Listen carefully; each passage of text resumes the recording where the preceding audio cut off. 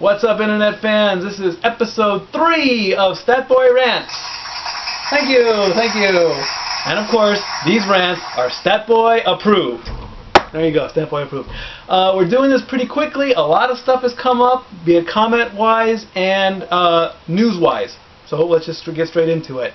Let me give a couple shout-outs to Raven Puck. You were the first one to give me like a what the fuck that you haven't watched The Dark Knight. I promise I will try and watch it this weekend. I'll have plenty of time to do so. A quick shout out to AKA Dimes. You're rocking a stash. Good for you, buddy. Send me a picture. In fact, there's actually some show on I think Bravo or History Channel. I don't know the title of it right now, but it's got nothing to do with facial hair. I mean, handlebars, goatees, ZZ Tops, mountain men, people carving American flags in their beards, people carving their initials. I almost watched it, but I have to just go back and find it. Anyway, first rant is from a good buddy, Mick0032. This is your second rant, buddy. You're doing a good job. He wants me to rant on NXT. NXT, I think, is going on a slow decline. Season 1, that Wade Barrett won, and the form of Nexus, good. Good job for them. Unfortunately, Nexus is dead. You know, so they lasted, I want to say 2 years. I'm not totally sure. Year and a half, 2 years. Nexus was cool. I didn't like... Okay, yes I did. I did like them beating up Cena because, let's face it, Cena needed to get his butt kicked a couple times during the year. You know, and then, 7-on-1, 7-on-7, who's going to take out the Nexus? And unfortunately the Nexus went... and then Punk coming in, more power, the new Nexus, even though it was only 4 of them. And, Otunga and McGillicuddy getting the belts, that was good. But Cena and Mr. Jennifer Hudson. Him again? Same guy? Yeah. Wow. Statboy's losing his touch on this one. That was a joke. So, thank you. I deserve that one. Season 2 coming in with Kaval, but we all know him as Low-Key. That whole Kaval thing, the name was good. He was great, but pairing him up with Laycool, that was career suicide. I'm sorry. Honestly, he should have stayed in TNA, where he didn't, like I said in episode 2, he didn't talk very much. He came and literally kicked your head off and then left. I mean, his only big storyline was with for the U.S. title, and he wasted that. It's like, you don't know what you're doing with these guys. By the time season 3 came around and it got reduced to the internet and Caitlyn won, who are you again? You're a diva. Who are you? I don't even know who you are, Caitlyn. Do you still have a job? What? You had that thing with Vicky Guerrero, I believe? I mean, okay, that's good. Vicky's a cougar and all that, but what are you doing now? Nothing. And now this Johnny Curtis guy for season 4, who's like, I've got a chip on my shoulder. There's an elephant in my closet. I don't step on a crack. Can I take a nap during a Johnny Curtis promo and then wake up when SmackDown's over? Because, I mean, who are you? I mean, really. I mean, if there's going to be a season 5, they better get some people...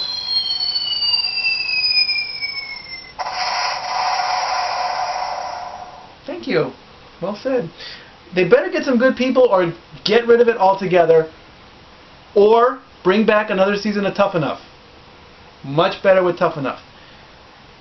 Andy needs to come out of FCW. Unfortunately, he got a drug suspension, so let's work past that. Bring Andy in, and let's see where we go with that.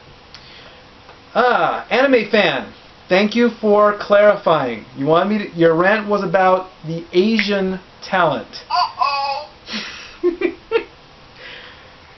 Okay, as far as the Asian talent, like I say, WWE doesn't know what to do with them.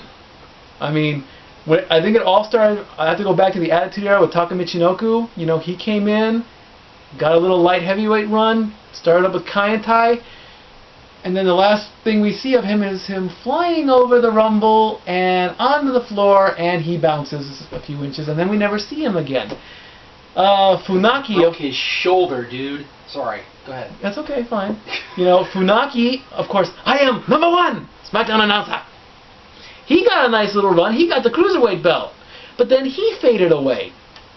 Also, Mr. Fuji was turned into a joke. If you remember the whole Val Venus incident back in the late 90s, early 2000s with Yamaguchi-san. Where's she been? Who knows there? And honestly, you know, sleeping with another man's wife was taboo back then, but now it's Jerry Springer style. Jimmy Wang Yang on SmackDown, an Asian cowboy? Really? The only thing I liked about him was his cool cowboy hat, and he comes out singing a song, I'm an Asian cowboy, really, Jimmy? Come on. You know, and now, where's Yoshitatsu? Every time I see him, I'm very shocked that he hasn't been let go. You know, I mean, he's got this cool little techno Japanese music. That's cool. That gets the crowd going a little bit, and then you realize, who is he again? You know, and of course, the thing with Japan and wrestling is if you ever go to Japan, they respect wrestling so much that they watch their shows in silence. That's how much they care. I once saw that. I'm going, what? Why isn't the crowd getting in this? And it's like, someone tell me, that's respect. So the Japanese culture is full of respect and all that. But, you know, like I say, WWE Talent Team does not know how to use Asian people at all. So don't be surprised if Yoshitatsu is on the future endeavor lists. JTK 316. This is your second rant.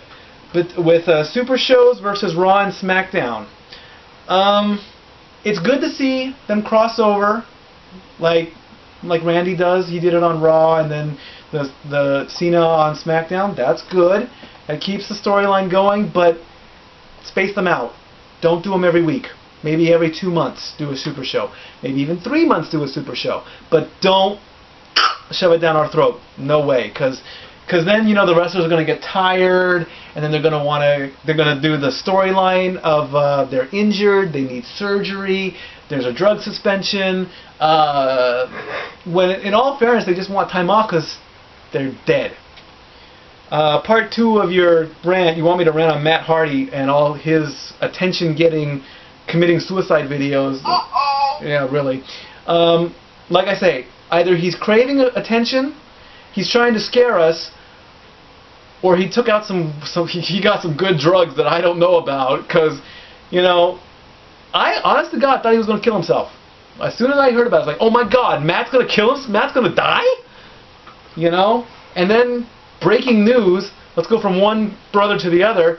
Jeff pled guilty for possession, intent to sell, and his sentence is 2.5 years of probation, drug rehab, and 10 days in jail. Thank you. Honestly, I think the jail sentence and the probation should be switched. Jeff, okay, you screwed up. You admitted it. More points. But just because you're a celebrity, just because you're a sports star or a sports entertainer, you gotta be treated the same. Look at like me. What if by some stupid miracle I get caught with drugs? Do I expect a lenient sentence? Hell no. Throw my ass in jail and let me think about what I've done. So, and hopefully, Jeff Hardy, personal statement here, I hope you learn from it and maybe do like an anti-drug thing for the kids, because there are some people that still look up to you for something. So don't screw this up. Learn from it, come back, and honestly take Matt with you into rehab, because he is really creeping us out. Now, let's go into some UFC news. A lot of stuff is happening in UFC as well. Quick plugs out to them. September 24th is UFC 135. Rampage. Quinton Rampage Jackson. You know, the one with the chain and he comes out and howls. He's got a title shot against John Bones Jones. I would love to see Rampage get the title back. If it's one last run for Rampage, good for him. In the co-main event, Matt Hughes goes up against our favorite UFC superstar, Josh Koscheck. Boo goes the crowd. Leave Koscheck alone. He's a good fighter. He's a good person. Just because he screwed up on The Ultimate Fighter, it does not mean anything. No laughing on that one. No laughing, Joker boy. Oh, excuse you, got the hiccups. October 8th is 136, Edgar versus Maynard 3. That's going to be a war. And then the big news is coming from UFC 137 on October 29th. Originally, the fight was supposed to be George Rush St. Pierre against Nick Diaz. But Nick Diaz decided to flake out for all the promotional stuff. So Dana White decides, you don't get a title shot anymore. Now, Mr. Carlos Conduit gets the title shot. Good for him. And as a bit of a punishment, Nate Diaz now has to fight BJ Penn. BJ, put a hurting on this guy and teach him a lesson. If you want to even, this is something like back in the day, if you screwed up in wrestling, you got to fight Gene LaBelle, and he put a hurting on you. So I'm hoping BJ, teaches Mr. Nate Diaz a lesson. Also, Brock Lesnar is back. He got over his case of, I'm going to say it right, diverculitis. If you don't know what it is, it's a problem with your colon, which is right above your waist area. And so, good for him. He's back. He's healthy. He is fighting Alistair Overeem, who is a former Strikeforce champion. The fight is scheduled for December. It'll be UFC 141. I have no idea who this guy is, so I guess I'm rooting for Brock. And finally, I have joined Twitter. Here's I am hashtag, thank you. If you wanted me on Twitter, I'll put all the UFC news, NFL news, WWE news. I'm LBStatKid, LBSTATKIDD, all lowercase letters, 1977. LBStatKid 1977, Twitter. So, that's all for this episode. A lot of stuff is coming up. I'm going to plug everybody. We have a new episode of Ringside Insanity. Kudos to Jeff and Jade for getting your first episode up. Got to give a shout out to my boy, the Renegade, who is 26 episodes strong. And he's going to keep going forever. The Renegade will never die unless you're in WCW. Oh, too soon? Too soon? Haven't seen anything Double Down with Double A. Where are you, Double A? Come on, Double A. I want to see another episode. Oh, wait. You can't see me. Yes, I'm marked out. And after the bell, I hope you're still watching the Jarrett Matthew and Nick Madrid interviews. Those are still two good interviews. I'm not sure about the goal yet, but we're getting close. I think we're getting close. I want to see them good. Coming up this week, we got another Mach 1. We might be doing an interview. I don't know. We got NWA on September 11th at the Regent Showcase Theater. It's on September 11th. Say thank you to the Patriots, and then go watch NWA. And Night of Champions is coming up in 2 weeks. A lot of stuff coming up.